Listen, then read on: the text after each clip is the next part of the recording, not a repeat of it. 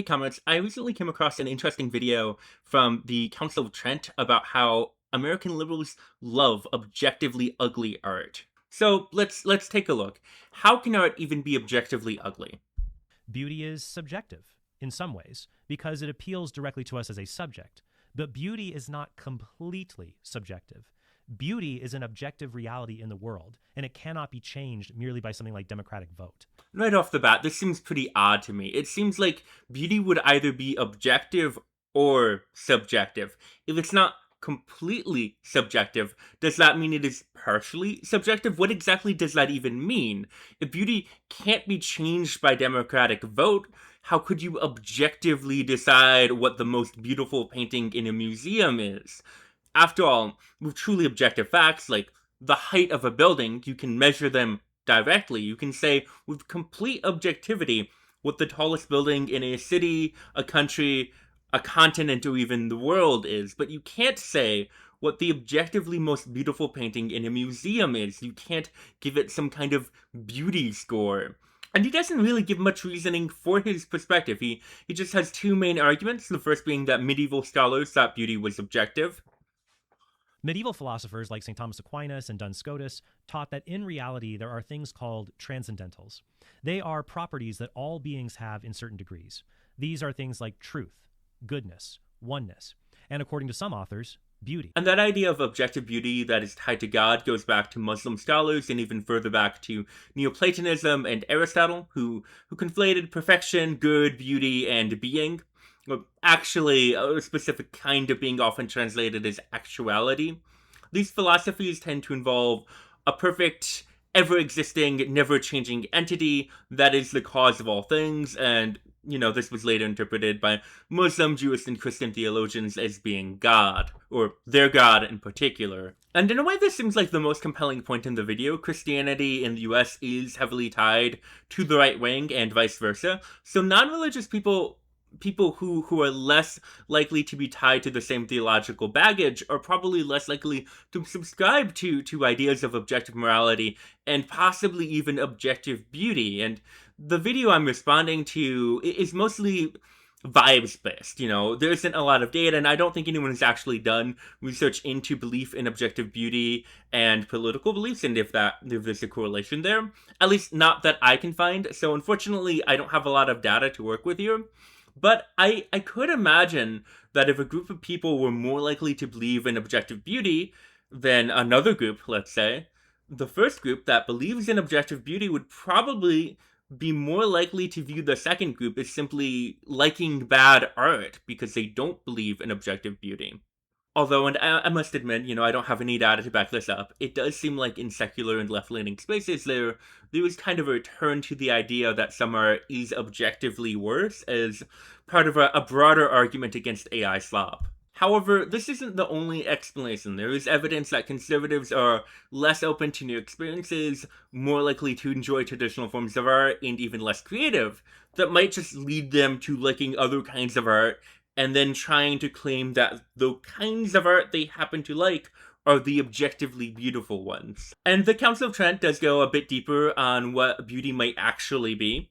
And said that beauty has three elements: integrity or perfection, since those things which are impaired are by the very fact ugly, due proportion or harmony, and lastly, brightness or clarity. Hence, things are called beautiful, which have a bright color. But this doesn't seem to hold up. Integrity and perfection, that is how something functions at being whatever it is supposed to be, can often be separate from beauty. Imagine, for example, we have two hammers. One is old, maybe a bit rusty, but it's sturdy. And the other is brand new, very shiny, but poorly crafted, and will break the first time you hit a nail. I think most people would say that the shiny one is more beautiful, but the older hammer would be a better hammer practically. It would have more integrity and perfection as a hammer. In terms of symmetry, there are many cases where someone might say that some asymmetry makes something more beautiful, like a mole on a pretty face, for example. Now, you might not like moles on pretty faces, but the fact that you don't like it doesn't make it an objective reality. The taste of another person is irrefutable, so it's hard to see the argument that this is somehow going against some objective standard of beauty. And lastly, the third, aspect of beauty we're trying to measure objectively is color, which is honestly something I associate with liberals. Liberals have blue hair and rainbow flags. The right has a red hat. But the Council of Trent admits that some colorful things are not to his taste. Now, this shouldn't be taken as an exhaustive definition of beauty, because some art with bright colors is pretty dreadful. So I have to wonder what the point of bringing up these three things was to begin with. It feels like none of them really give any kind of objective measurement to beauty. The Council of Trent does seem to see a deeper connection between not accepting objective beauty and liberalism. Now, one reason liberals and other modern people embrace bad art is because they reject the idea of objective truth. For them, truth is entirely subjective. There is no such thing as absolute truth. There is just your truth, my lived experience. Now, honestly, this just seems disconnected from what liberals actually believe. If liberals didn't believe in objective truth, they wouldn't place so much emphasis on expert opinion, like with climate change and public health, and they wouldn't make fun of conservatives so much for their alternative facts. So don't be so overly dramatic about it, Chuck. You're saying it's a falsehood, and they're giving Sean Spicer, our press secretary, gave alternative facts to that. But the point really, the truth is there are a few things that conservatives believe are objective truths, but liberals don't believe those specific things are objective. This is not the same as a wholesale rejection of objective truth. This is simply a blatant straw man. In fact, across all cultures, symmetrical faces are considered more beautiful than asymmetrical faces. And even though the cultural styles may differ, beautiful architecture tends to rely on the same mathematical ratios, like the golden ratio, 1 to 1.61. This argument just falls flat when you think of it. Like, across all cultures, for example, honey is considered sweet, but we know that the experience of sweetness is produced by our brains. The sweetness of honey is a quirk of our perception of it and not a reflection of the objective sweetness of honey. There are even artificial sweeteners that trick our brains into tasting sweet things even when there is no sugar. Likewise, the fact that many cultures gravitate towards certain ratios and patterns is not a reflection of their innate beauty, but rather a reflection of our common perception of them, or perhaps more generally, the simple practicality of creating them. Furthermore, it seems weird that these ratios would be related to God or the divine or something higher in any way, which is very important for the Council of Trent.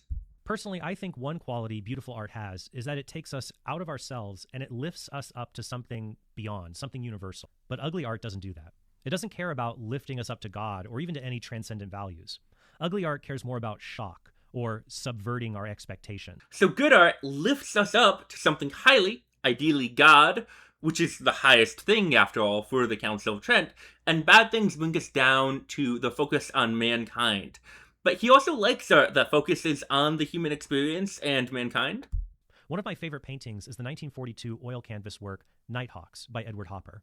It doesn't lift me up to the divine, but it transports me to another kind of beautiful time. A time illuminated by gently buzzing fluorescent lights of an all-night diner that has all kinds of stories to tell, if you're willing to listen. So if good art doesn't actually have to inspire us to the divine, I don't understand what half of the point of this video is. The reason he likes the painting is because of an emotional experience. Nighthawks transports him to a place with other people. It's very focused on mankind. And I think I would be remiss if I didn't point out that the beauty of this painting is its asymmetry. It is contrasting the dark night outside on the left with the warm, welcoming environment inside on the right. But maybe he meant that bad art is about the artist's own personal views and politics. He doesn't like art that makes a point. Or hammering home just some kind of message about mankind. It brings us down to think more about mankind than the things that transcend.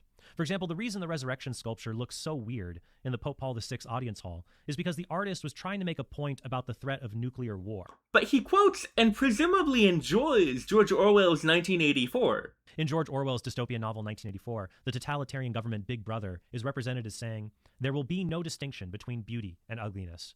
There will be no curiosity, no enjoyment of the process of life. All competing pleasures will be destroyed."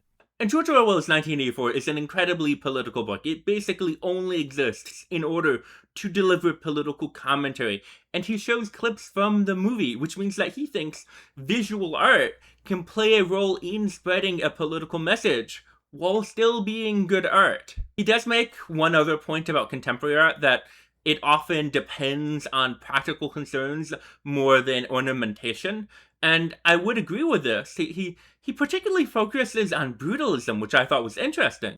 The cold, blocky design of brutalism is often associated with Soviet apartment blocks or low-income housing projects in the United States, many of which have fallen into decay because the people who live there don't care about keeping it up. What's there to keep up? They've succumbed to despair because of the inhuman conditions in which they live, caused a lot by the architecture. It makes me feel as if this is not my home. This is only a place where I sleep and pay my rent.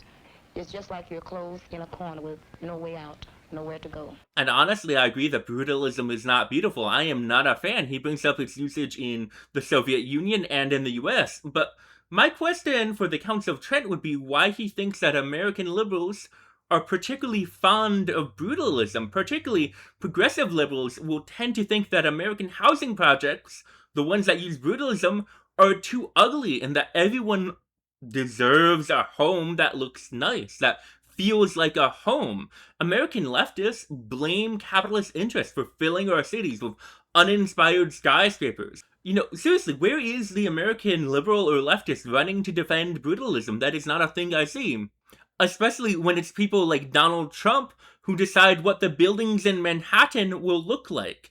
And conservatives who argue for making low-income housing as cheaply and efficiently as possible. They're the ones pushing brutalism on us. People on the American left have long championed the idea that everyone is entitled to some level of beauty in their life. It's why the slogan, bread and roses, is so famous on the left. Give everyone their bread, and roses too. And really, this doesn't even feel like a straw man. It's almost too bad. It feels more like a misunderstanding of liberal and leftist aesthetic values.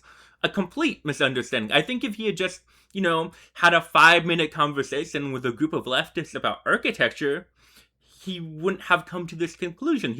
And he does have someone who tries to describe brutalism as connected to socialist values. Instead, they say concrete brutalism is a good kind of art because it promotes values like socialism. In fact, this defender of brutalism says that's one of the positive values of this architectural style. Accurately understood as a movement underpinned by a utopian socialist ideology. And it's important to get that phrase right. Utopian socialist ideology. Brutalist structures are a means for achieving an integrated and thoughtful way of life. A life where every individual knows their role in the collective. Look at the Barbican, for instance, a full city in a brutalist getup. It has housing and a theater and nature and stores all woven together in a confusing 3D matrix of slabs, walls, and walkways.